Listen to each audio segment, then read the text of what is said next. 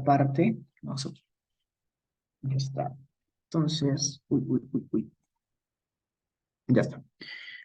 Muy bien, iniciamos entonces con el repaso número 2 para el examen de primera unidad de microbiología. Bueno, en este caso vamos a tocar un repaso sobre generalidades de los parásitos y diagnóstico parasitológico que entraría dentro del campo de la parasitología, ¿no? Comencemos definiendo algunas cositas. Generalidades primero. Recuerda que un parásito va a ser todo organismo animal o vegetal que va a vivir sobre otro o dentro de él y obviamente a expensas de él, ¿no? Alimentándose de sus, por ejemplo, quitándole alimentos o alimentándose de su misma composición, ¿no? Entonces no se vayan a olvidar de la definición de lo que es un parásito que puede separar a la definición convencional de una bacteria, de un hongo, ¿no? Parasitosis se va a denominar a la enfermedad producida por parásitos y acá hay una corrección, no es endoparasitosis, ¿ya? No es endoparasitosis, ¿ya? Acá es, ¿cuál era? Enteroparasitosis. Enteroparasitosis. La enteroparasitosis se va a denominar a las enfermedades producidas por parásitos que afectan al sistema digestivo. Voy a comenzar diciendo, ya saben que siempre me gusta comenzar las ponencias que puedo dictar con algún mensaje y moraleja de la importancia de la clase. La importancia de parasitología, muchachos, es directamente enteroparásitos. ¿Por qué? Porque primero es la patología más frecuente de los parásitos, que es la afectación al aparato digestivo, y porque es muy frecuente en nuestro campo. De todos ellos, hay que tener en cuenta a los helmintos, que son los enteroparásitos más comunes. ¿Listo? Entonces, hay que estudiarla y dirigir el repaso como tal. ¿Vale?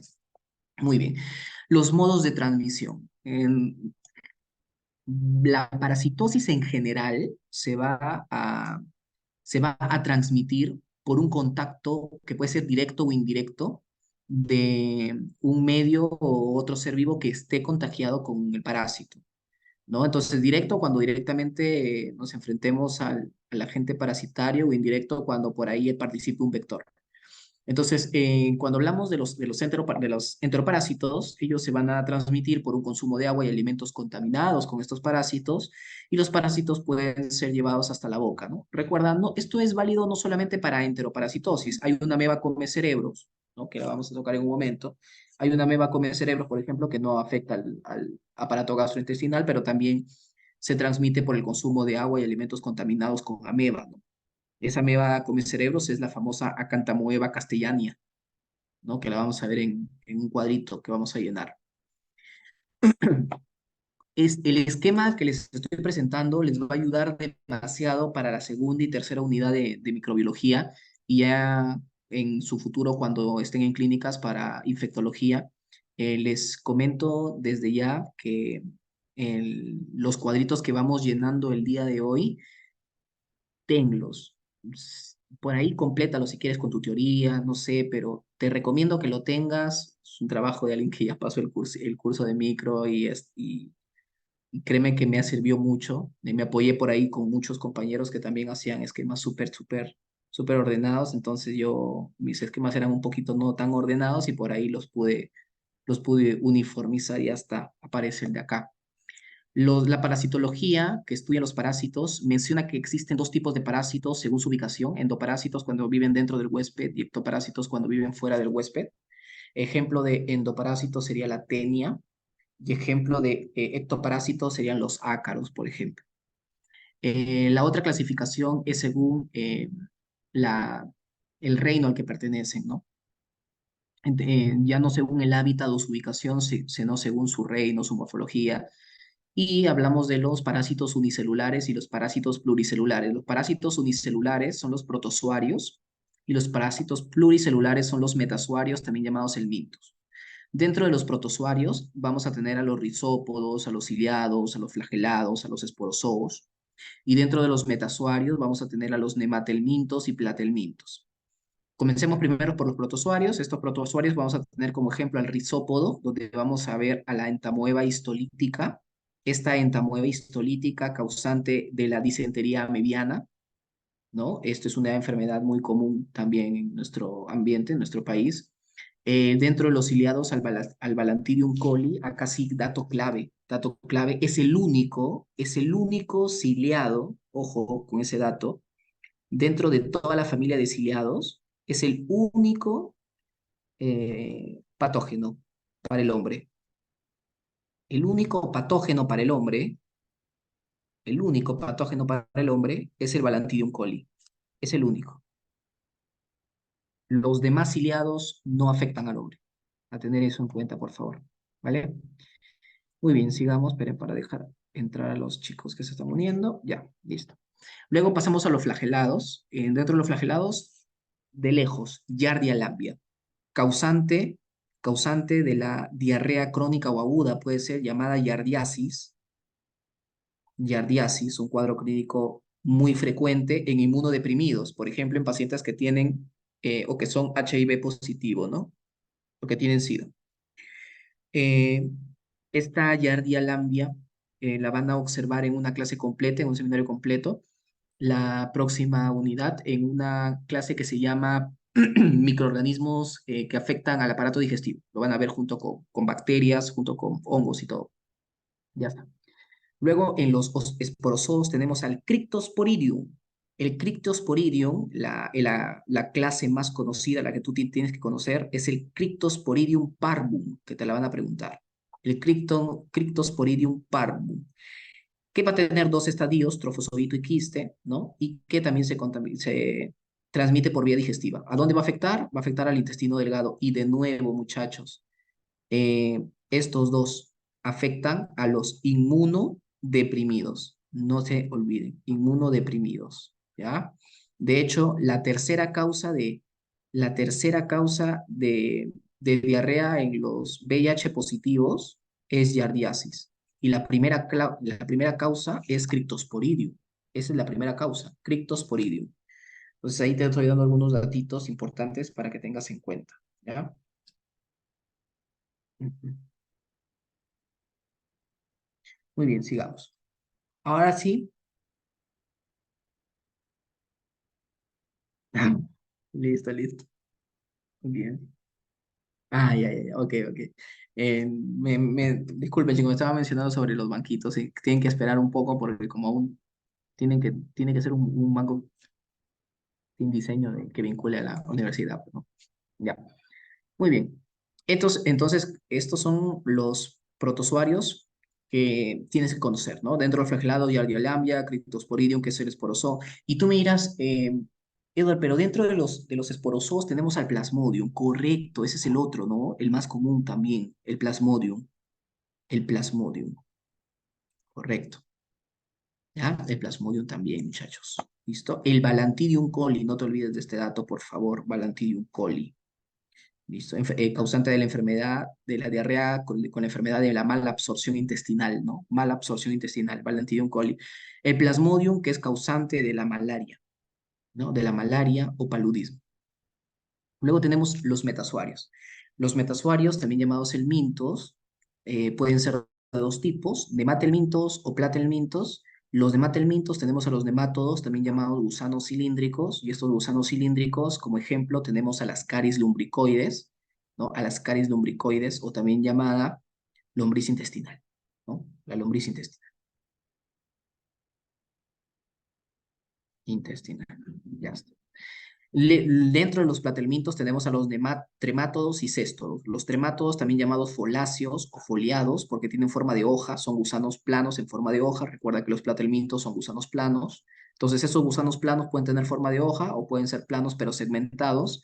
Si tienen forma de hoja, serán tremátodos, como la fasciola hepática, también llamada duela del hígado. Su nombre común, duela del hígado. Y por el otro lado tenemos a los segmentados, donde tenemos a la tenia solium o a la tenia saginata, ¿no? Entonces, todos ellos tienen en común, todos los nombres que te he puesto acá tienen en común enteroparásitos, que son enteroparásitos, es decir, que van a afectar al aparato digestivo. Por eso es que no estás observando aquí al Plasmodium como ejemplo, no te le he puesto al Plasmodium como ejemplo, te he puesto a Cryptosporidium, porque el Plasmodium produce la malaria y la malaria no afecta al aparato digestivo. Pregunta, chicos, ¿a dónde afecta el Plasmodium o la malaria? A ver, coméntenme, ¿a qué órganos o sistemas? Órganos, órganos principalmente. ¿A qué órganos afecta el plasmodium, chicos? A ver, comencemos participando para hacerlo dinámico y acabar rápido porque no es tan extensa la parte de hoy. ¿A dónde afecta el plasmodium? A dos órganos. ¿Cuáles son?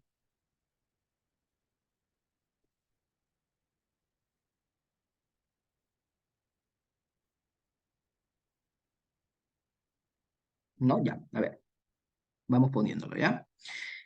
Primero, chicos, el plasmodium va a afectar al hígado, ¿ya? Afecta al hígado. Y también va a afectar al eritrocito, ¿ya? Esas dos tienes que tenerlo en cuenta, ¿vale? Sigamos. Entonces ya tenemos este esquema, así que por favor hay que tenerlo en la cabecita, el esquema de parásitos, ¿ya? Tener un esquema. Y vamos a comenzar entonces con los protozoarios. Bueno, estas diapositivas les han dado con tiempo para que puedan imprimir y junto con nosotros ir poco a poco llenándolos, ¿no?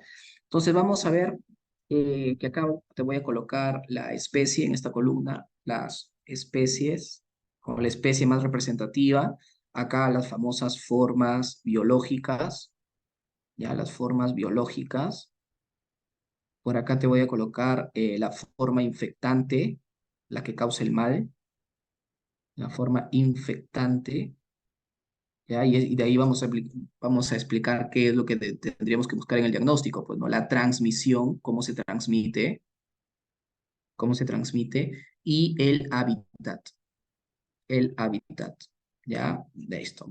Primero vamos a comenzar con un parásito muy conocido que va a afectar a las mujeres, tricomona. Tricomona, la especie representativa, Tricomona vaginalis. ¿Cuáles son sus formas biológicas? Acá solamente grabarte que su única forma biológica es el trofozoito, ¿ya? Y acá, por lo tanto, no hay quiste. Ojo, chicos, la mayoría, muchachos, de parásitos de la especie dentro de los protozoarios tienen dos formas, o quistes y trofozoitos, o quistes o trofozoitos, son dos. Tienen dos formas, pero el tricomona no tiene quistes, solamente trofozoito. Por lo tanto, la forma infectante será la única, trofozoito. Ya, trofozoito. Ahora, escucha. Otro dato. Mayormente. ¿Qué vamos a buscar en el diagnóstico? Quistes. Mayormente, estoy diciendo, mayormente, quistes. Salvo que hagamos pruebas sanguíneas y podemos encontrar trofozoitos, por ejemplo. ¿Ya? Y si te digo quistes, ¿dónde pueden aparecer los quistes? Bueno, los quistes van a salir si es un parásito que ha entrado por el aparato digestivo, entonces el quiste lo tenemos que encontrar en el aparato digestivo, pero en la salida, o sea, en el colon. ¿Y cómo se llama la prueba diagnóstica que evalúa los quistes en los desechos del aparato digestivo? Copro, copro, cultivo, no es coprocultivo, es copro para parasitológico. El coproparasitológico. El estudio coproparasitológico es estudiar la presencia de parásitos en las heces, coproparasitológico. Se diferencia del coprocultivo porque no es que vamos a inocular en un agar o en una sustancia química para ver el crecimiento bacteriano. El coprocultivo déjalo para enterobacterias, ¿no? El coproparasitológico es el que vamos a utilizar aquí, coproparasitológico. Ya, la vía de transmisión del tricomona es una vía sexual. Recuerda que es producto de una ITS, ¿no? Y bueno, pues en la mujer se va a ubicar en la uretra y en la vagina, ¿no? ¿El hombre se puede contagiar? Claro que sí. Es un poco más raro, pues se puede contagiar y en el hombre se va a ubicar en la uretra también, pero en la próstata también, en la próstata. Luego tenemos la otra especie, que es la Yardia. Cuando hablamos de la Yardia, acá también tenemos, mira, la famosa Yardia lambia, que es la más común, la que genera diarreas, y esta Yardia tiene dos estadios, tendría el quiste y también va a tener el trofozoito. Trofozoito. En la forma infectante va a ser el quiste y la transmisión va a ser por el aparato digestivo, vía digestiva, ¿no? Es decir, boca. ¿Listo? Boca. Bueno, el hábitat va a ser piel, no, perdón, ¿qué estoy hablando? Intestino delgado, ¿listo? Acá solamente puntos claves, ya lo profundizaremos más la próxima unidad. Ahora no es necesario profundizar más que lo que tenga que ver con diagnóstico parasitológico. Después de Yardia tenemos Leishmania. Leishmania. Leishmania. Esto les va a dar dolor de cabeza. Leishmania. Puches, fregado este. La leishmania, el más común, Leishmania brasiliensis. Brasiliensis. Tú dirás, pero hay una leishmania peruviana, Eduard. Sí, pero esta es la más común. ¿Ya? La peruviana está en nuestro país, obviamente, pero la brasiliensis es la más común. Eh, las formas biológicas de la leishmania son dos: promastigote y amastigote. Acá hablamos un poquito más de diagnóstico parasitológico. Te explico. El amastigote no tiene flagelo, no tiene flagelo. El promastigote es la forma que sí tiene flagelo. Por lo tanto, ¿cuál debe ser la forma infectante? ¿Cuál crees que va a ser la forma infectante? ¿Una que no se mueve o una que se mueve? La que se mueve. Entonces, la forma infectante va a ser el promastigote. Promastigote. Entonces, de acá me voy a saltar para mencionarte que existe una técnica parasitológica que la vamos a ver en unos momentos, y esa técnica parasitológica es justamente se encarga de evaluar la precipitación de especies parásitas por densidad o por diferencia de la densidad, ¿ya? O por diferencia de la densidad. Y eso pues principalmente se hace por un método que de repente ya lo conocen, el método de Birman, ¿no? Lo deben conocer. El método de Birman, ¿listo? Birman, ¿listo? Que es por precipitación, ¿no? Se colocan las heces en un tubito con agua, ¿no? En una bolsita, acá están las heces, y precipitan, ¿no? ¿No? Por el movimiento, ¿ya? Muy bien.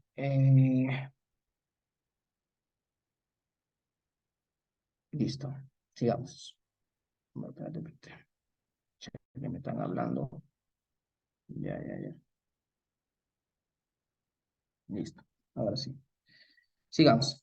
Luego tenemos otro, así como tenemos la leishmania, tenemos el otro que es, lo van a estudiar juntos. Bueno, de hecho, los van a tener que exponer ustedes, tripanosoma, ¿no?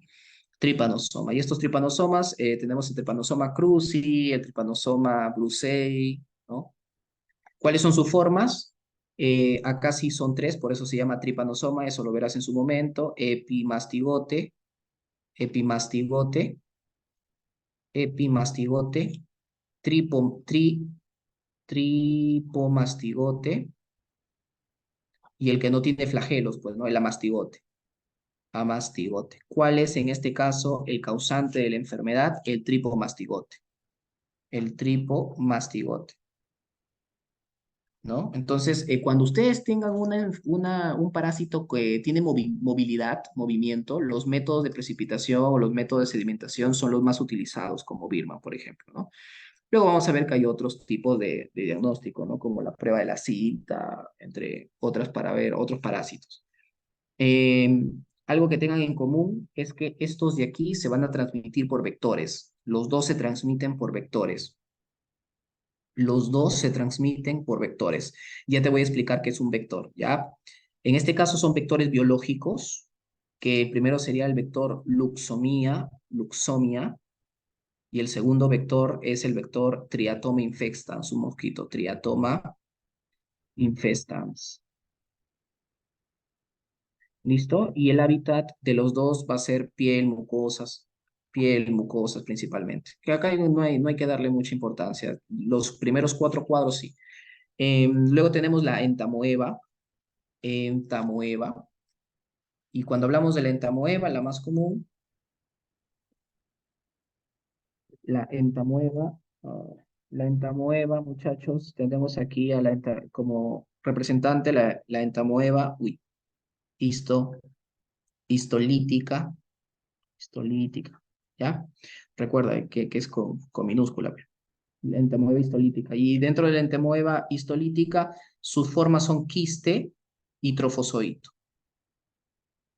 ¿Cuál es la forma infectante de la entamoeba? El quiste. ¿Y esto cómo se puede contagiar? Cuando la ameba está en agua dulce y, por ejemplo, tú te vas a un riachuelo, te lavas la cara, tú frescaso, no tienes mucho calor, voy a lavarme la cara. ¡Pum! Te echas el agua ahí. Ya por ahí te pasaste un poquito de agua. Justo ese poquito de agua que te has tomado tenía el quiste.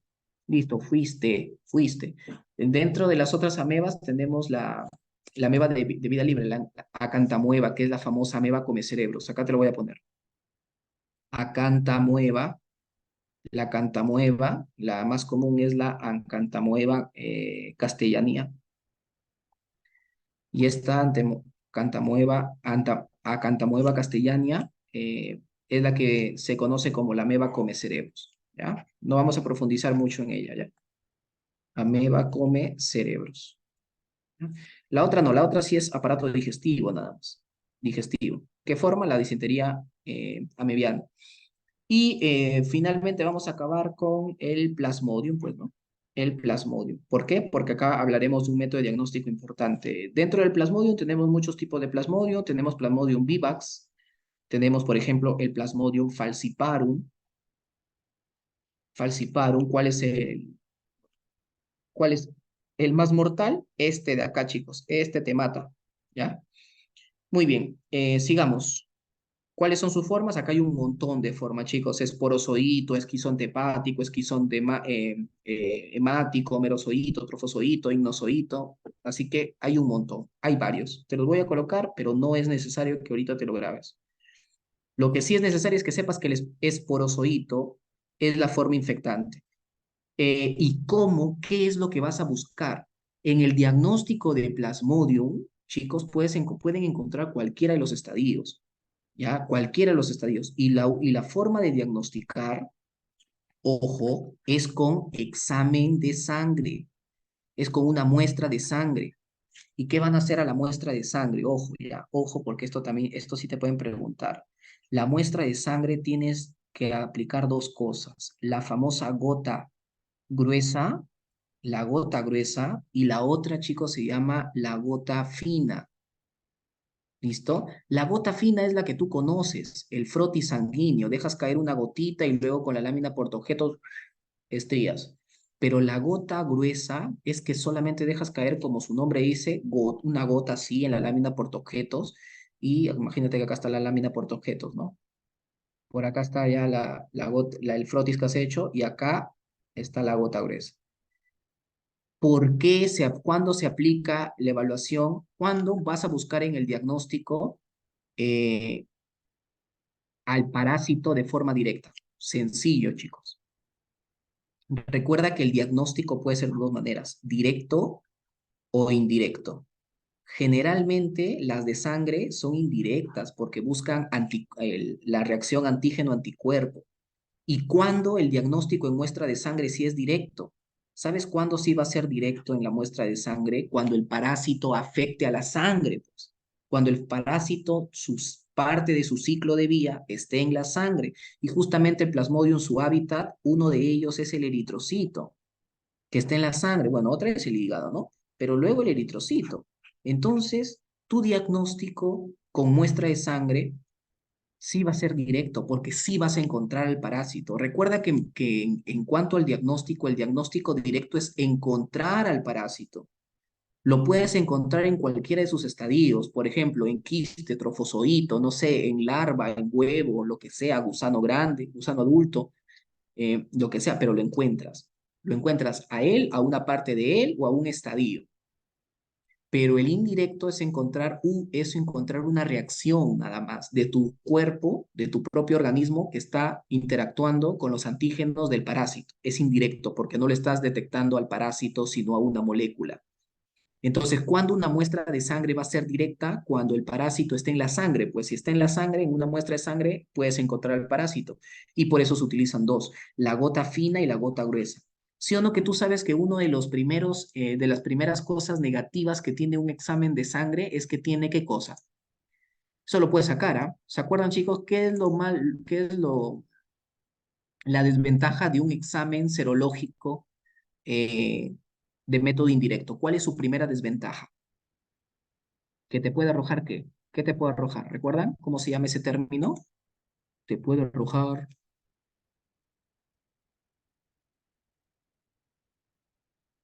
Habla, ¿todas las pruebas pueden salir positivas o todas las pruebas pueden salir negativas y hay que confiar en el 100%? ¿O qué pueden ser?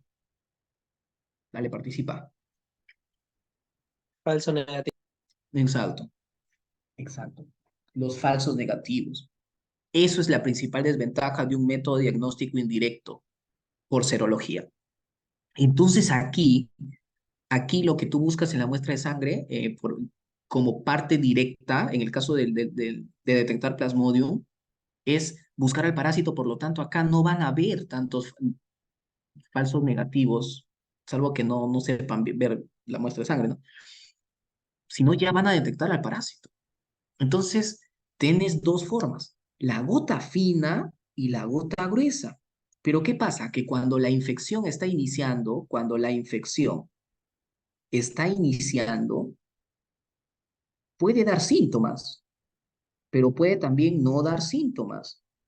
Si no da síntomas, normal, pero si da síntomas y recién está iniciando la infección, puedes tener dos escenarios, que existan muchos parásitos en tu sangre o que existan pocos parásitos en tu sangre. En este caso, Plasmodium, por ejemplo. Si tú encuentras pocos parásitos en tu sangre, quizás en un frotis de gota fina no lo vas a poder encontrar. Y acá sí te puede arrojar un falso negativo, porque no los vas a encontrar. ¿No ves que hay poca carga parasitaria? Pero si tú aplicas la gota gruesa se basa en condensar, se basa en acumular. Entonces, en una gota, cuando tú dejas caer la gota de sangre sin realizar la exparsión por el frotis, en esa gota van a estar los parásitos y van a concentrarse en esa sola gota. Van a estar ahí concentrados, en esa sola gota van a estar. En cambio, si tú haces el frotis, distribuyes a los parásitos, van a estar lejos y va a ser menos la posibilidad de poder verlos. Entonces, por eso utilizamos gota gruesa para poder observar a los parásitos, incluso cuando la infección ha iniciado y por lo tanto la carga parasitaria es escasa, incluso cuando es escasa. ¿Ya? A tener en cuenta eso. ¿Listo? Tienen que tener en cuenta eso. Muy bien. Sigamos entonces. Eh, Te estaba hablando de las diversas formas que tiene el plasmodio. Una es el esporozoito, ¿no? Lo que ingresa al cuerpo es el esporozoito se va y ataca al hígado, al hepatocito, en el hepatocito se convierte en esquizonte hepático. El esquizonte hepático es como una célula que contiene un montón de plasmodium chiquititos llamados merozoitos. Esos merozoitos se liberan, esa es su segunda etapa, y luego los merozoitos van a atacar a los eritrocitos, se forma entonces ahora el esquizonte hemático. De nuevo, es un eritrocito recontra lleno de merozoitos, y cuando esos merozoitos salen de la sangre, toman otro nombre y se llaman trofozoitos, ¿no? Y así consecutivamente tenemos a los estadios del plasmodio, ¿ya? Bueno, básicamente ahí tenemos un esquema que ya en su momento lo vamos a completar adecuadamente con todos los demás que debemos tener. Listo. Por el otro lado tenemos a los helmintos, que es el otro grupo. Ya vimos a los parásitos, nos toca ver entonces a los helmintos. Por acá vamos a ver a quién podemos mencionar. Bueno, pregunta chicos, ¿cómo es el nombre científico del famoso oxiuro? A ver, ¿quién me lo dice? Vayan practicando. ¿Quién es el oxiuro? ¿Cuál es su nombre del oxiuro, chicos? ¿Cuál es el nombre del oxiuro?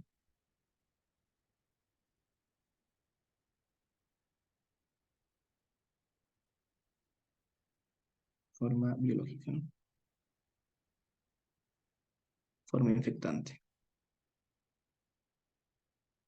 Y vía de transmisión. Vía de transmisión. ¿Nada? ¿No lo conocen al oxiuro? Ya, a ver, chicos, el oxiuro tiene un nombre que no te debes olvidar. Y es el Enterobius vermicularis. ¿Ya? Entonces, vamos a ver aquí a los enterobius. Dentro de los enterobius, la especie representativa, Enterobius vermicularis, más conocido como Oxiuros. Esta es pregunta de examen, chicos. ¿Cómo se determina a los oxiuros? ¿Por qué test? ¿Cuál es el diagnóstico parasitológico para el Enterobius vermicularis u oxiuro? Esto es único, ¿ah? Porque ningún otro lo hacen con este método. Tiene un nombre que se llama test de... ¿Test de qué? ¿Cómo se llama, chicos? ¿Test de? ¿Nadie? Comienza con G. Ah, ahí está. Ahora sí, ya está. Ya, ahora sí me caen bien. Ah, mentira, amigos.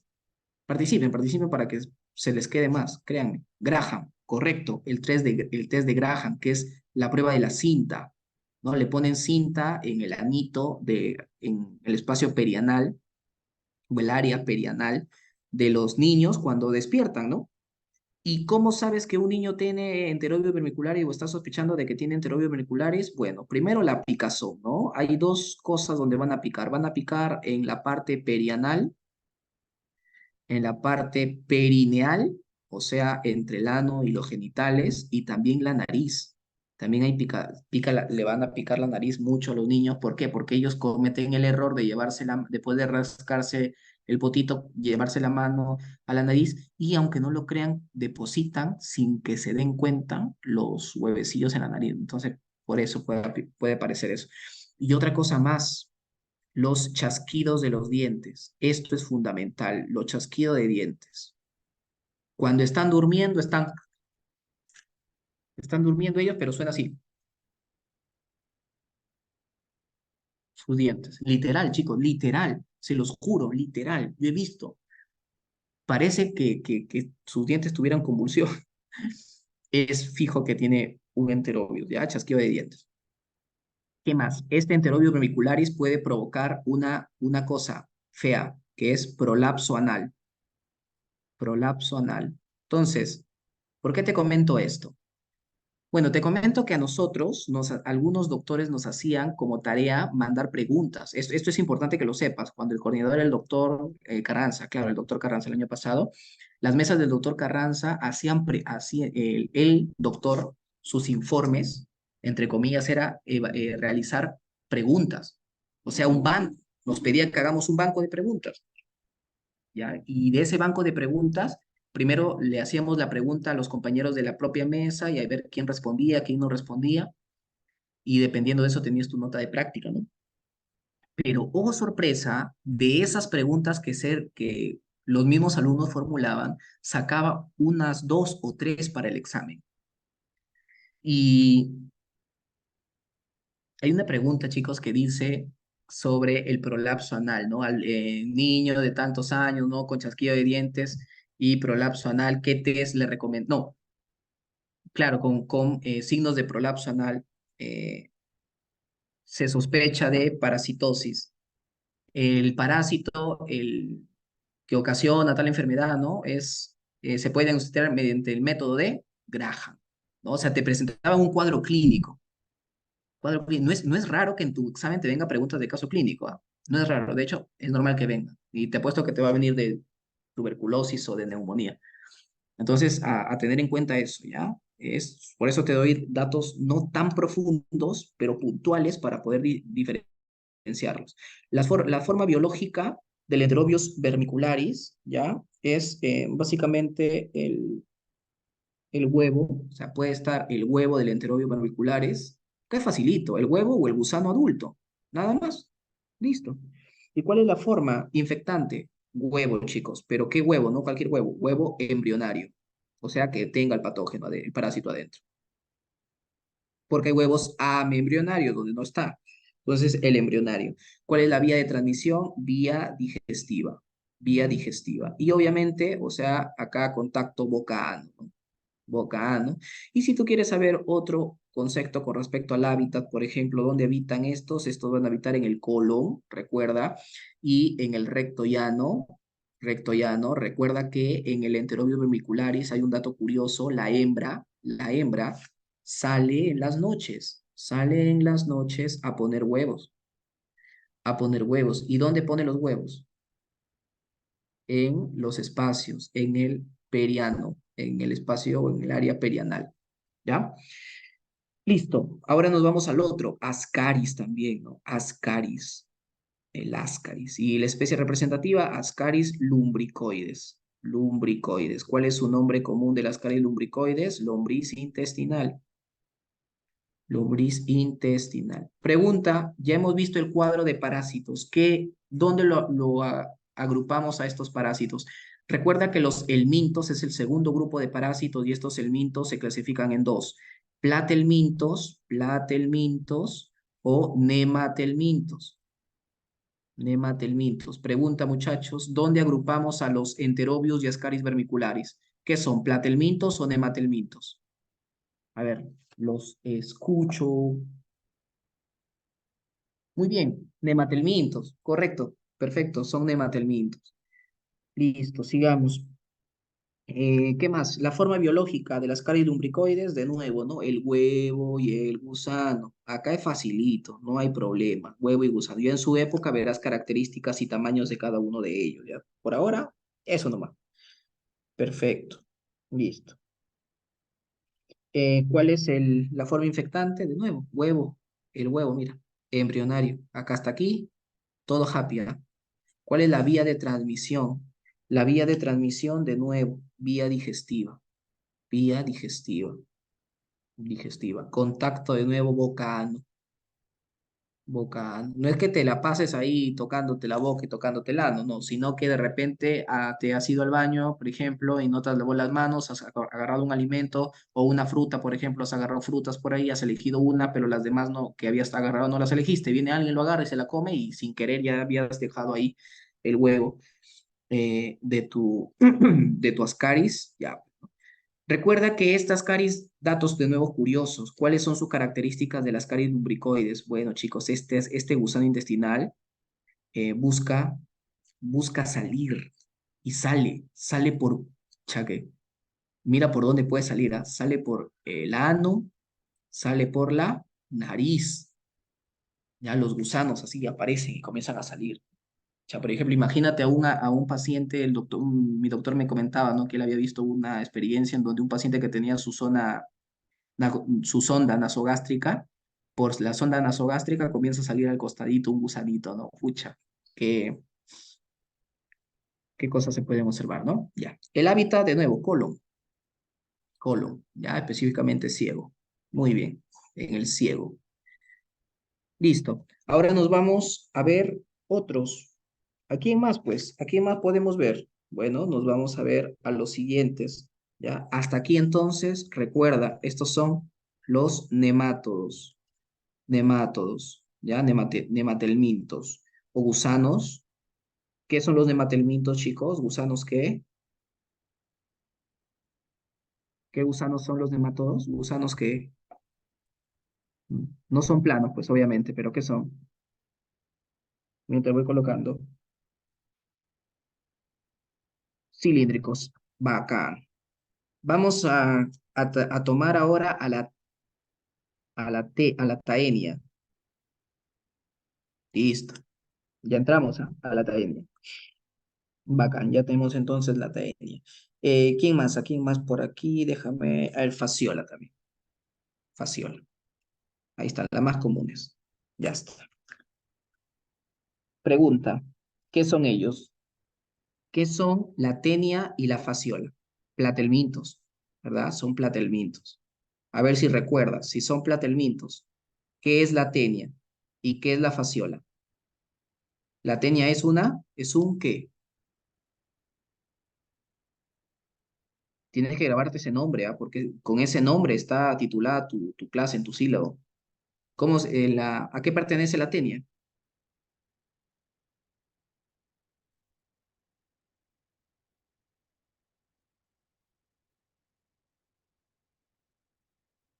Nada,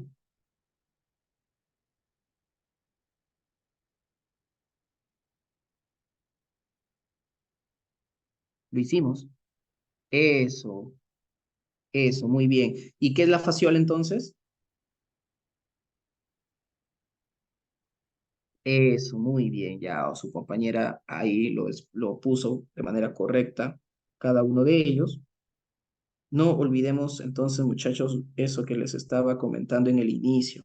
La fasciola es un tremátodo. La fasciola es un tremátodo. Y la tenia es un céstodo. Céstodo. Ya, céstodo. Listo. Con ellas dos vamos a acabar. Son las más importantes. Ya, y que las que tienen que ver directamente con el diagnóstico parasitológico. Así que estas dos las dejamos para cuando ya tengamos segunda unidad. Bueno, con respecto a la tenia, tenemos dos tipos, la tenia saginata y la tenia solium. La tenia saginata y la tenia solium.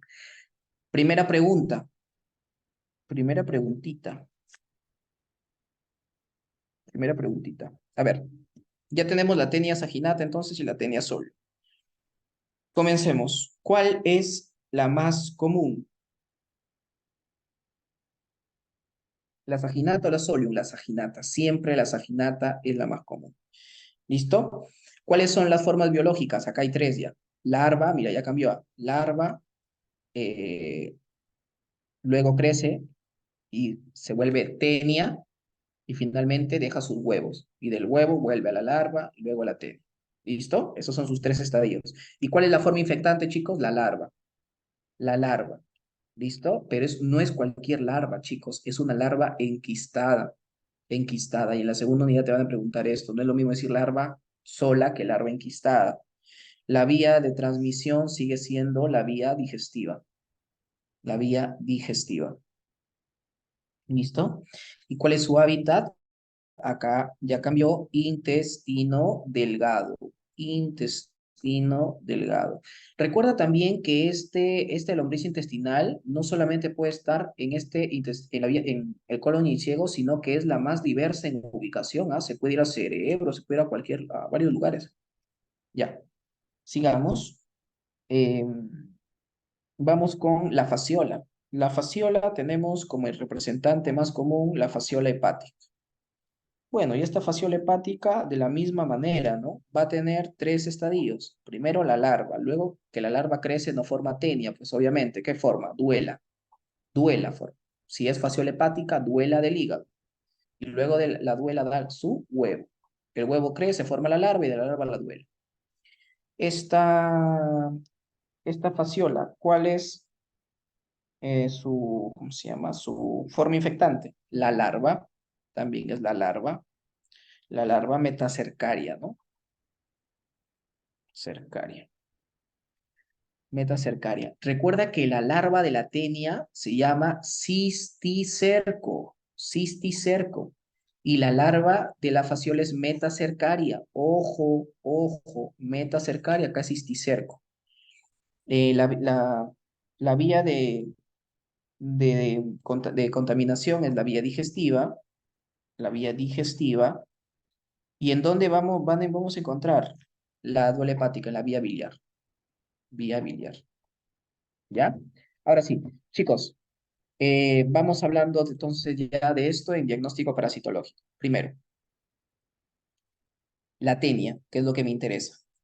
La tenia, muchachos, ojo, la tenia tiene dos enfermedades que va a producir.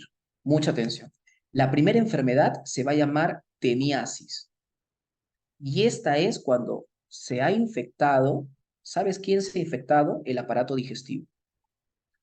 El aparato digestivo. Pero cuando no se ha infectado el aparato digestivo, sino la tenia está en otro lugar, se va a llamar cisticercosis. Y la cisticercosis es en otro menos el aparato digestivo. Por ejemplo, este cisticercos, que es la larva, es porque se ha infectado y se queda en forma de larva en un lugar. Aquí la teniasis es cuando la larva eclosiona y puede desarrollar hasta su estadio de tenia, ¿ya? Pero en la cisticercosis, perdón, el cisticerco, que es la larva, se queda así nada más como larva, no llega a usar. Y esta cisticercosis, por ejemplo, puede afectar al sistema nervioso central, específicamente al cerebro. ¿Y sabes cómo se llama eso? Neurocisticercosis. cisticercosis. ¿Estamos? Ya. Ahora, otra. Sí, alguien levantó la mano, creo. Sí, Edward, una consulta. Tenía entendido que para lo que es la cisticercosis, la forma en que se va a infectar es mediante el huevo. Claro, la forma que se ve, como mediante la que se va a infectar es el huevo, pero ¿cómo, en qué estadio se va a quedar, me refiero?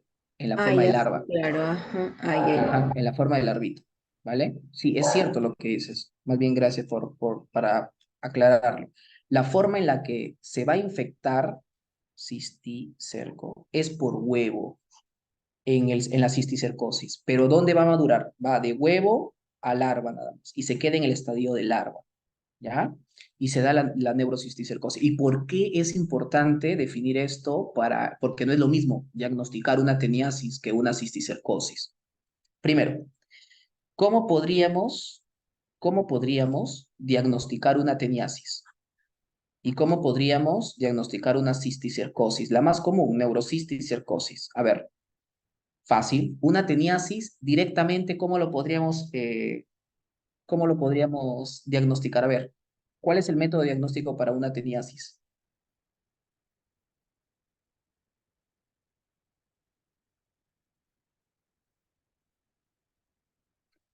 Mm.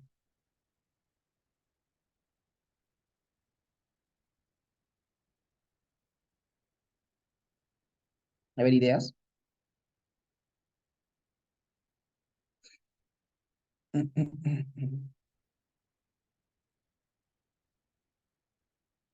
Chicos, como está recuerda, esto puede deducir. Por eso te estoy haciendo el hábitat y la vía de transmisión, porque esto de acá depende a dónde vamos a diagnosticar.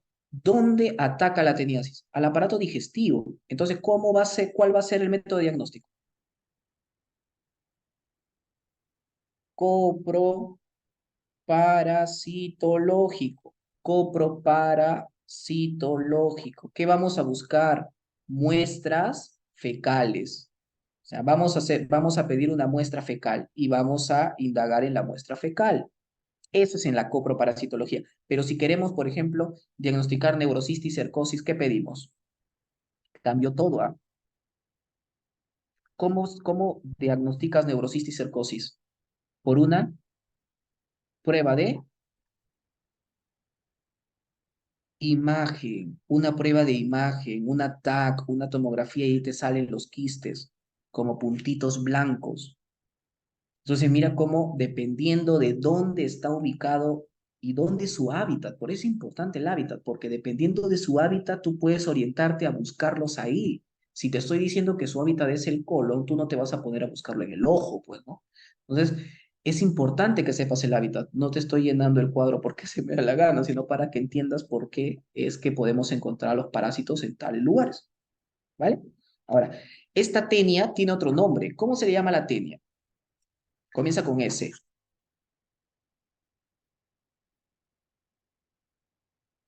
Se le da este nombre, de hecho, porque si te infectas por tenia, solo una tenia vas a tener. No puedes tener tres, por ejemplo. En cambio, los gusanos intestinales sí pueden haber un montón, ¿ah? Pueden haber varios, puedes tener 30 si quieres. Pero la tenia solo una. Por eso, ¿cómo se le llama la tenia? Fácil, chicos, ¿la han escuchado? La solitaria, correcto, solitaria. Porque solamente puede convivir una. ¿Vale? Listo. Pasamos entonces de lleno. Nos pasamos de lleno. Ahí está. Este cuadrito es importante que sepas. Ya entramos entonces a la segunda parte y parte final de la ponencia, que es técnicas de diagnóstico parasitológico. En las técnicas del diagnóstico parasitológico, a mí lo que me interesa que tú sepas es cuáles son los sitios de recolección, las técnicas y los parásitos. Esto de aquí, chicos, es lo que está vinculado a nuestro ámbito médico. No es un artículo peruano, a nuestro ámbito médico, a nuestro ámbito Perú, a nuestro ámbito nacional. Entonces, nuestros doctores están asociados. ¿Qué cosas tienes que aprenderte de acá? Mira, ¿Cómo podemos, qué pruebas vamos a pedir, por ejemplo, si estamos pensando de Enterobius vermicularis? Mira, Enterobius vermicularis es em, el, ya me olvidé, acá está, ¿no? El oxiuro, ahí está ese nombre, el oxiuro. Entonces, en ese oxiuro, la técnica que vas a utilizar, cinta adhesiva, la prueba o test de Graham y su sitio de recolección perianal. ¿En qué momento del día? Cuando despierta, al despertar, cuando despierte el niño, ¿ya? Luego tenemos otros. ¿Qué otros tenemos? Si hablamos de una entamoebistolítica del recto o del sigmoide, sigmoidoscopía, ¿no? Que es parte de la colonoscopía. O simplemente una muestra fecal. Si es Yardia lambia, un aspirado duodenal. Esto sí, ya. Tú agrupas así. Aspirado duodenal, Yardia lambia o Cryptosporidium. Ellas dos. ¿Ya? Solo quédate con ellas dos. ¿Y de dónde? Del duodeno. Por algo se llama aspirado duodenal. ¿Y cómo vas a poder hacer el aspirado duodenal? ¿Cómo puedes hacer el aspirado duodenal? Mediante una endoscopía o en aquellos pacientes que están con alguna sonda. ¿Ya? Muy bien. Entonces, ten en cuenta eso. ¿Ya? Hígado. ¿Cuándo vamos a tocar el hígado para una muestra? ¿Cuándo vamos a tocar el hígado para una muestra? Cuando estemos hablando también puede ser de la entemodistolítica, también puede ser de la entemodistolítica, ¿no? De la boca, recolección de esputo, cuando por ejemplo hablemos de de estrongiloides principalmente, de escaris lumbricoides y también de la histolítica. Si te das cuenta, la entemodistolítica, como puede ubicarse en varios lugares, podemos tomar varios tipos de pruebas.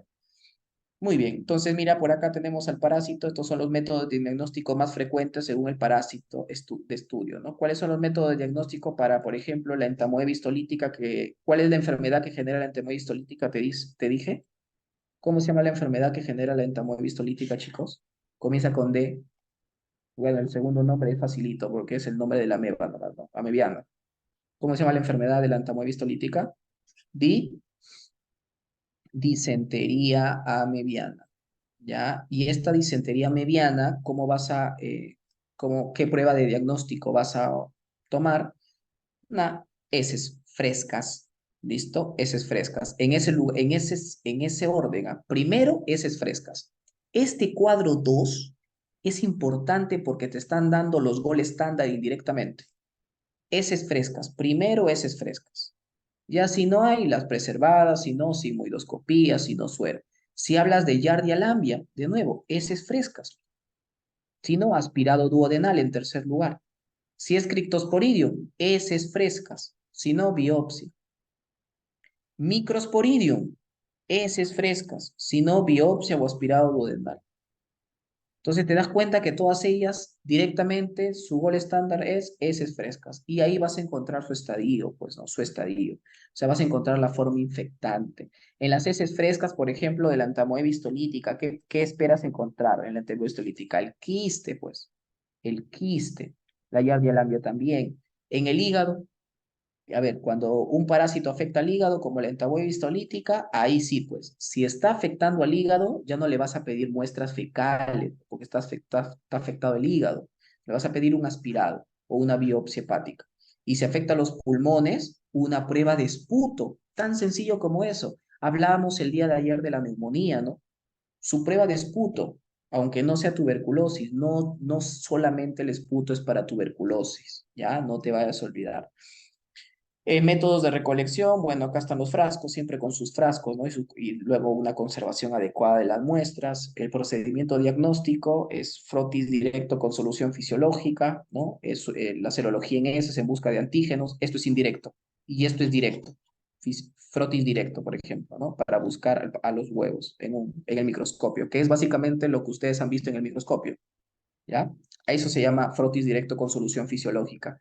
Es decir, a una partecita de las heces lo ponen en lámina portaobjetos, le echan suero, lo expanden, lo fijan en el microscopio y buscan al parásito. Ese es el directo. Acá la D de directo y abajo la I de indirecto. ¿Listo? Muy bien. Espero que hasta ahí vayamos bien. Si nosotros seguimos, vamos a obtener, por ejemplo, en la Yardia lambia, también como primer método directo, frotis directo en solución fisiológica y indirecto, inmunofluorescencia, ELISA. Alguien que me diga por qué indirecto sería pedirle ELISA.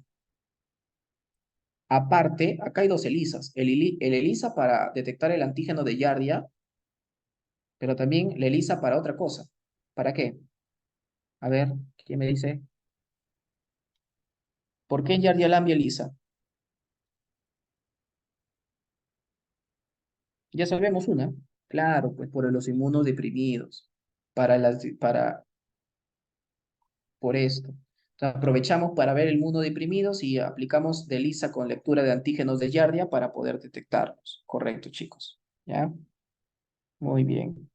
Estamos bien. Sigamos. El Cryptosporidium. Aquí están sus dos pruebas, ¿no? De nuevo, porque el Cryptosporidium también ELISA por los inmunodeprimidos y también por lectura de anticuerpos. Hasta ahí vamos bien, chicos. Vamos con Microsporidium, la tinción de Giemsa y tinción Gran, ¿no? El Microsporidium sí se puede ver con tinciones bacterianas. Ya lo van a ver, ¿no? Se pinta medio moradito, medio morado rosáceo, ¿no? Hígado. La entamoeba histolítica, frotis, luego de que se obtiene la biopsia, frotis fresco y el esputo, también frotis fresco, si no, serología, indirecto, de nuevo. Esto es directo, esto es indirecto. Esto es directo, esto es indirecto. ¿Ya? Muy bien. El diagnóstico microbiológico, parasitológico, solamente em, se va a resumir en vías directas e indirectas. ¿Listo? Ahora sí pasamos aquí al esquema. Uy, se me fue.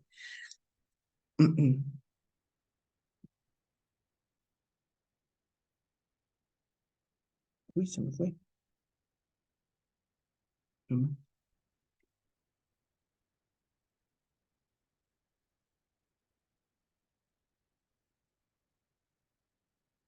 Mm, espérenme.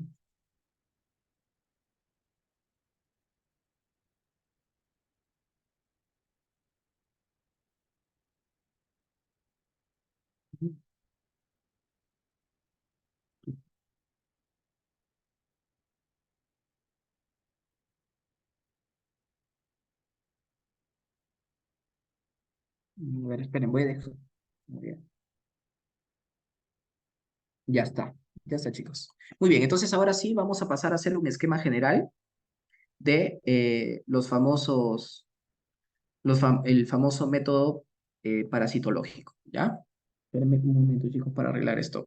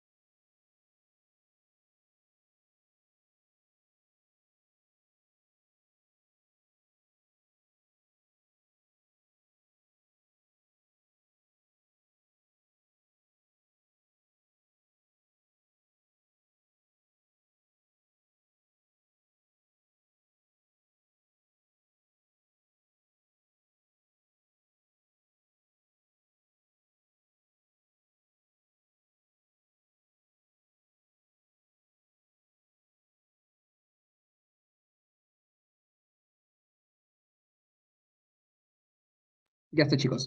Ahora sí. Muy bien, entonces, como te había comentado, cuando hablamos de los métodos diagnósticos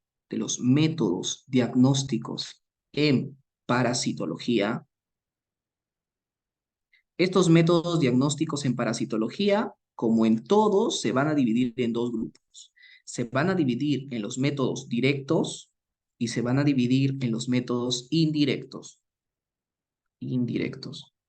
Entonces, primera preguntita sería, ¿cómo distinguimos? Esto lo hemos venido hablando desde ayer. En los indirectos, al parásito. Detectamos al parásito directamente, al parásito o en alguna o a alguna etapa del parásito.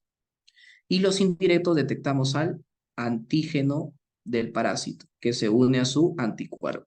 ¿Listo? Ahí tenemos a los métodos. Cuando nosotros hablamos de los métodos directos, acá hay un orden que debemos seguir. El primer orden que debemos seguir es evaluar la muestra. de dónde vamos a sacar la muestra. Y para eso hay que tener en cuenta dos cosas. Primero, chicos, sí, tres cosas. Primero, sí o sí, la clínica del paciente. La clínica. Recuerda que los métodos de diagnósticos, estos métodos son pruebas auxiliares. Lo que prevalece es la clínica. Siempre la clínica te da un 70% del diagnóstico, un 80%. Lo demás es lo que te va a dar los métodos de ayuda, pero el 70% es la clínica.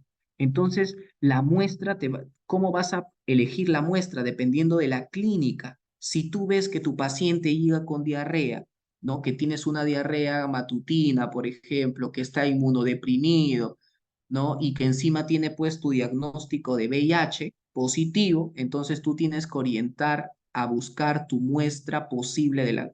Ya sabes que el paciente es VIH positivo, entonces es inmunodeprimido y tiene diarrea. Y si tiene diarrea, ya sabes entonces el segundo punto, que es ver, el tercer punto, que es ver el lugar de afección, el hábitat del parásito, del parásito. Porque si estás viendo que tiene diarrea, entonces esto está incluyendo al aparato gastrointestinal. Y si está incluyendo el aparato gastrointestinal, entonces tú tienes que ir directo a sacarle una muestra de heces. ¿Listo? Y el segundo criterio que tienes que tener en cuenta es el ciclo biológico. ¿Por qué tienes que tener en cuenta el ciclo biológico del parásito? Para saber qué es lo que voy a buscar. Si voy a buscar al gusano adulto, si voy a buscar a la larva, si voy a buscar a un quiste, a un huevo, qué es lo que voy a buscar, si es un quiste, cómo es el quiste, tengo que saber el ciclo biológico. Entonces, primero tu clínica, determinas tu paciente, qué signos y síntomas tiene, a qué aparato del cuerpo está ubicado, ya está. Luego, ya te orientas a los posibles agentes etiológicos. Por ejemplo, si es diarrea con VIH, pues tienes en primer lugar Cryptosporidium, en segundo lugar Isospora, en tercer lugar Yardia lambia, por ejemplo, ¿no? Que son y en estrongiloides por acá. Son los cuatro agentes predominantes en un inmunodeprimido. Entonces ya tienes tus hipótesis o tus posibles agentes etiológicos. Ahora tienes que saber pues qué ciclos tiene cada uno de ellos para saber qué es lo que vas a buscar y ya definitivamente sabes que su hábitat dónde es, en el intestino o en el aparato gastrointestinal, entonces te vas directamente por el hábitat y por la clínica y por el ciclo biológico a pedir una muestra de heces. Ya está. Una vez que ya elegiste la muestra, ¿listo? Una vez que ya elegiste la muestra y ya recolectaste la muestra, una vez que ya elegiste la muestra, viene la recolección de la muestra, que está dentro de esta etapa. Y la recolección de la muestra es lo más importante que tienes que saber de la recolección de la muestra es lo siguiente. Mira estos puntos. El primer punto que tienes que saber es que si vas a recoger heces, por ejemplo, chicos, cuidado, que el paciente no esté con tratamiento, porque si el paciente está con tratamiento, ya lo estás combatiendo al parásito. ¿Qué vas a encontrar? Posible que no encuentres al parásito. Entonces, primero, verificar que el paciente no sea automedicado o tenga ya un tratamiento, sino por la pura vas a recoger tu muestra de heces. Y en segundo lugar, si ya verificaste que no está con tratamiento, que no, cuidado me traigas una sola muestra. No, no va a ser suficiente. Una muestra da 50% de especificidad. Tienes que traer 3 muestras. Eso es, pregunta de examen. ¿Cuánto es lo mínimo que tienes que traer? Lo mínimo son 3 muestras, porque 3 muestras me da 70%. Se dice que con 5 muestras, tú generas un 90%. Pero no vas a pedirle al paciente que te dé 5 muestras, pues, ¿no? Para que recién confíes en el resultado. Si con 3 muestras ya te está dando un 70% de confiabilidad, mira lo que aumentó, ¿no? Entonces es mejor que te quedes con 3 muestras nada más a que le pidas 5, porque imagínate que no pueda llegar a las 5, entonces no, se va a quedar sin darte las pruebas. Basta con 3 nada más. Ya con 3 es el estandarizado, recuerda, es el estandarizado, siempre se pide 3, ¿ya? 3 muestritas de heces que te dan una especificidad del 70%. Luego de que ya obtienes las heces, viene el segundo paso. ¿Y el segundo paso cuál es? Establecimiento del método. Establecimiento del método. Acá estamos en métodos directos, así que tienes que ver qué método directo le puedes dar. El método directo, ya, el método directo es, puede ser por microscopía. Mi, acá directamente está vinculada a microscopía. Salvo que lo puedas ver al ojo nomás, pues, ¿no? Que sería ya macroscópico. Si lo puedes ver al ojo, ya, pues, imagínate que pides una muestra de ese y ves a un gusano, ya que vas a dudar, pues, ¿no? No vas a decir, ah, no, voy a pedirle igual por si acaso la C, vaya a ser que tenga un pez ahí. No, pues. Entonces, ya viste al gusano, ya para qué dudar. No tienes que dudar. Voy a traer mi laptop, pero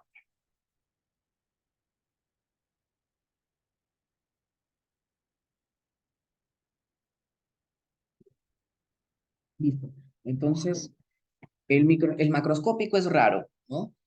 Es raro, tienes que ser muy sortudo para que lo encuentres a simple vista. Pero el microscópico sí, acá vas a utilizar tinciones posiblemente. Si no utilizas tinciones, por ejemplo, ¿con quién? Con Cryptosporidium. Cryptosporidium, utilizas tinciones, ¿no? Tinción gran, una tinción modificada eh, de una que no me acuerdo ahorita el nombre, pero hay una tinción modificada también que se utiliza. Puedes utilizar simplemente solución salina. Esta es la más utilizada, solución salina, la que más vas a utilizar, la solución salina para una evaluación microscópica, o también puedes, mediante microscopía, si por ejemplo no es un coprocultivo, un copro parasitológico, perdón, una prueba de heces, puedes hacerlo mediante un frotis sanguíneo o la gota gruesa, si hablamos de plasmodium. ¿Ya? Muy bien. Esto también es importante que lo sepan, ¿ya? Pues también se aplica inclusive para leishmania y trepanosoma, ¿ya? Para leishmania y trepanosoma. Pero bueno, eso lo verás en su momento. Macroscópico. Bueno, una vez que estamos aquí en macroscópico, ya sabes que esto es verlo, es visible nomás con tu ojito, ¿ya? Ya elegiste el método. Muy bien, pero corres el riesgo de que a pesar de ver esto no lo encuentres, así que tengas que recurrir a cosas especiales, a técnicas especiales. Si tienes que recurrir a técnicas especiales, esas técnicas especiales, por ejemplo, incluyen el uso de cultivos. ¿Puedes cultivar parásitos? Sí, puedes cultivar parásitos. ¿Y qué parásitos puedes cultivar? Puedes cultivar, por ejemplo, a la entamoebis tolítica. Puedes cultivar al Balantidium coli. Puedes cultivar, ¿sabes quién? A la Yardia lambia. O sea, en palabras sencillas, a parásitos, a los protozoarios, perdón, protozoarios. No a los helmintos, porque los helmintos crecen, crecen, crecen y obviamente el gusano ya no va a caber ahí en la placa Petri, pues, ¿no? Listo. Y ya si quieres ver, por ejemplo, eh, los quistes, puedes utilizar los medios para Damori. Esto también es importante. Puede ser que esta les pregunte, chicos. Si tenemos uno para protozoarios, tenemos que tener uno para el Mintos, ¿no? Y acá tenemos pues para el estrongiloides, por ejemplo, el estercolaris, ¿no? Esto ya es para el Mintos, el Mintos, ¿ya? Muy bien, listo. Dentro de estos métodos directos, también vas a, dentro de la parte macroscópica, acá lo voy a sacar con otro color, dentro de esta parte macroscópica, ¿sabes a quién vas a tener? Vas a tener a los métodos denominados métodos de concentración, ¿no? Y uno de los métodos de concentración más conocidos es el de Birman y Tellman, que lo vamos a ver en unas imágenes más adelante.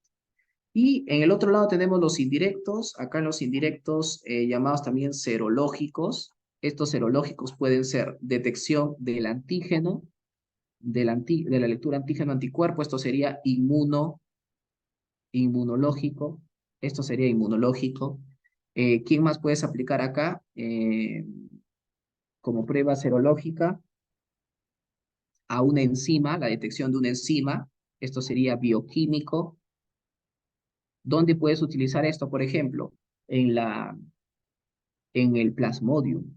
¿Sabes por qué? Porque en el Plasmodium hay una prueba rápida. Estas serológicas también pues, son pruebas rápidas, ¿no? Estas pruebas rápidas, en el plasmodio, por ejemplo, hay una que detecta la lactato deshidrogenasa del plasmodio. Ya, esa es la prueba bioquímica. Entonces, los indirectos, recuerda, van a tener esa parte. Ahora sí, entramos a este cuadrito. Mira, más o menos acá está ordenado lo que te había mencionado, ¿no? Primero la muestra, método directo, métodos especiales, método de concentración. Esto dependiendo hasta dónde. Si lo ubicas solamente, lo ubicas en microscopía, te quedas hasta acá. Si no, buscas métodos especiales o si no, métodos de concentración. Ahora, siempre el diagnóstico parasitológico tiene tres estadios, ¿ya? Tres estadios. No te olvides de eso, ¿ya?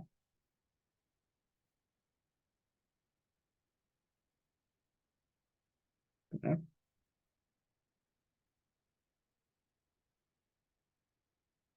Espera. Ya.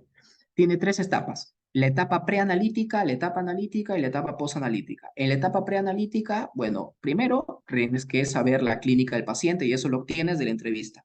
Luego vienen los indicadores, lo que vas a tener que orientar para saber qué vas a quitar y luego la obtención de la muestra. Rotulas la muestra y lo llevas ya al laboratorio. La etapa analítica es cuando ya identificas al parásito, lo vas a identificar, ¿no? Hace su análisis macro y microscópico mediante un método de concentración y cultivo. Y finalmente tienes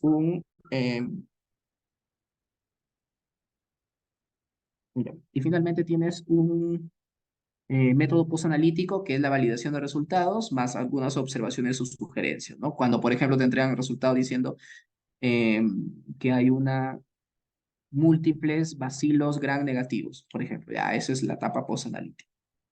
¿No? Los resultados, observaciones que te pueden decir, ¿no? Con células con aumento de células epiteliales, por ejemplo. Ya, listo. La preanalítica, acá tenemos, mira, la evaluación preanalítica, ¿no? Obtención de la muestra fecal. Eh, Acá lo que te había mencionado, probabilidad de detectar parásitos en una única muestra es 50%, en cambio con tres muestras puede llegar hasta 95%, depende del parásito, pero de que tienes más de 70, tienes más de 70. Tiene que ser fresca, ¿no? Aproximadamente 50 gramos. Bueno, estas son características que te dejo para que ahí la vayas leyendo, ¿no? Estas son características generales que tiene que tener una muestra. En el examen macroscópico es observar, como ya te dije, ¿no? La consistencia de la escala hidrombricoide, enterobioma vermicular y los proglótidos de la tenia, ¿no? Proglótidos, que son los segmentos, ¿no? En el examen parasitológico directo simple por microscopio, ya sabes, puedes utilizar un Lugol o algún para fijarlo. Esto básicamente si vas a utilizar coloración, pero si no, sin fijador, si no vas a utilizar un fijador, pues solamente con solución salina y evaluar trofosoditos, la movilidad de los parásitos. Este sin fijador, con fijador. Los métodos de concentración, tenemos el método de Birman, que como te decía, ¿no? En purito, ¿cómo se llama esto? Embudo, creo que, ¿no? Ya lo pones ahí, la muestra de heces en una bolsita y suspendida en agua y vas a ver cómo las larvas, si hay larvas, esto es importante para aquellos que tienen su forma, dentro de su ciclo biológico, la formación de larvas, van a ver cómo las larvas se van a mover hacia el agua, ¿no? Y van a precipitar y ahí vas a encontrarlas. El método de Telemann, que es también parecido, ¿no? El método de Telemann modificado, donde van a poder observar las fases de división entre fase acuosa y la fase etérea, ¿no? eh, Donde vas a utilizar el éter sulfúrico, vas a vertir las heces y vas a ver también la separación de estructuras eh, de las heces, ¿no? Muy bien, luego lo llevas al microscopio, ¿no? De lo que te queda, alejas el precipitado, lo que te queda lo pones en la lámina portaobjetos, lo llevas al microscopio y ahí puedes ver, por ejemplo, un quiste de Giardia lambia, ¿no? Como es el que tienes acá. Ya lo vas a ver, ya. El quiste de Giardia lambia se caracteriza perdón, entamueba histolítica. El quiste de entamueba histolítica se va a caracterizar, ¿sabes por qué? Por el número de bolitos que tienes. Si tienes menos de 6, es histolítico. Eso lo verás en su momento. La técnica de coloración de Kim Jong. Ah, esta es la que te decía del Cryptosporidium. La técnica de Kim Jong modificada, ¿no? Es muy parecida a la que se utiliza para los ácido alcohol resistentes, ¿no? Si te das cuenta, lo pinta de rosadito, ¿no? Esta es la técnica de coloración de Kim Jong. ¿Listo? Para Cryptosporidium y Zoospora. Ujú.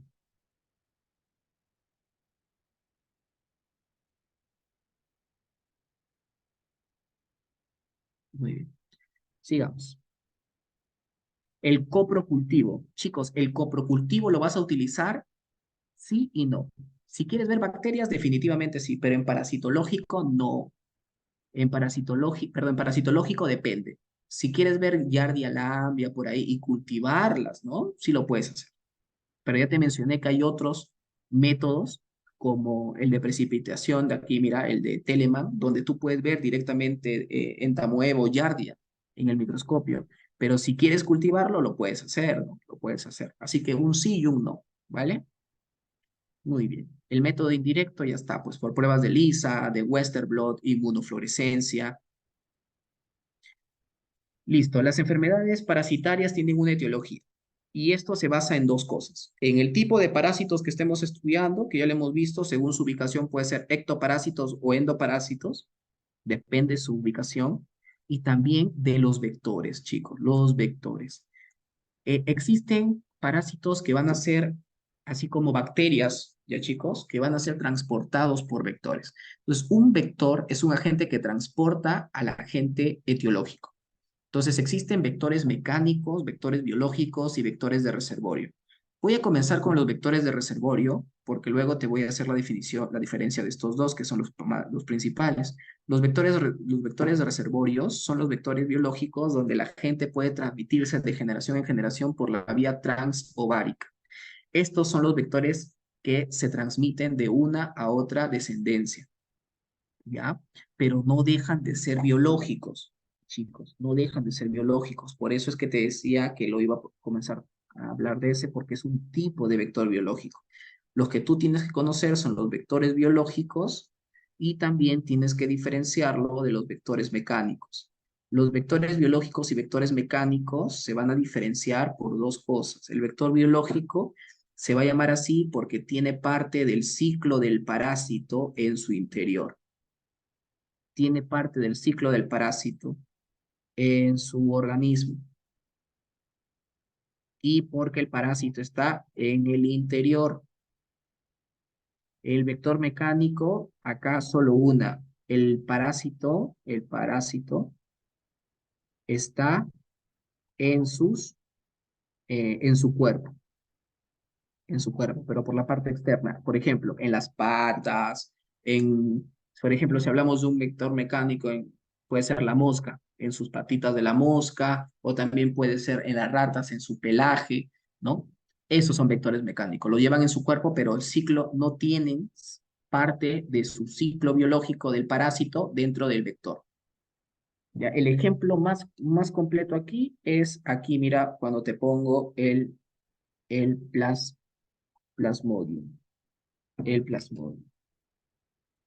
¿Ya? Esa es la más común, el plasmodium. ¿Por qué? Porque el plasmodium está dentro de ¿cómo se llama su vector?